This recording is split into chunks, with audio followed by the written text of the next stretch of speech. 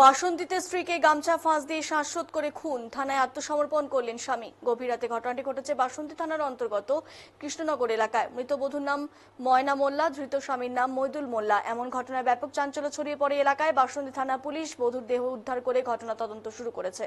স্থানীয় সূত্রে জানা গেছে, গত প্রায় 15 বছর আগে বাসন্তী কৃষ্ণনগরে মইদুলের সাথে বাসন্তীর 18 বাঁকির ময়না বিয়ে হয়।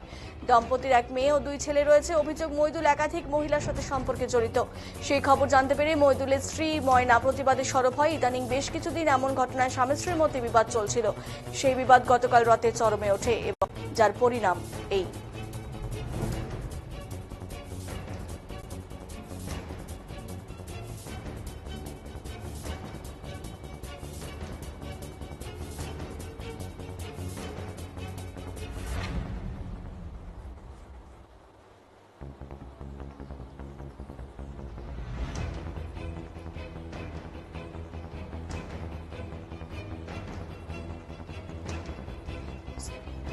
স্ত্রীকে শ্বাসরোধ করে খুন করে সকাল হতেই থানায় গিয়ে ঘটনার কথা স্বীকার করে সে।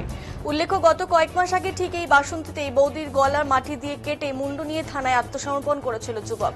আবারও আরেকটি ঘটনা এলাকায় ঘটায় এলাকায় মানুষ চাঞ্চল্যের মধ্যে রয়েছে।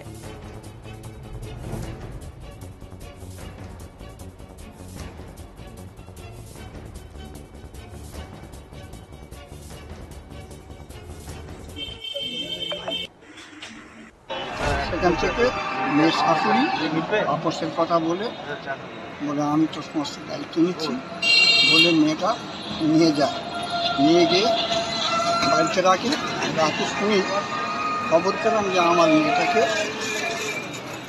বিভিন্নভাবে মারধর করে মৃত্যু হয়েছে। তারপর আমরা রাত 2টার সময় খবর পাই, এসে দেখি আমার মেয়ে মৃত অবস্থায় আছে। তারপর আমরা থানায় আসি। কারা মারধর করেছিল?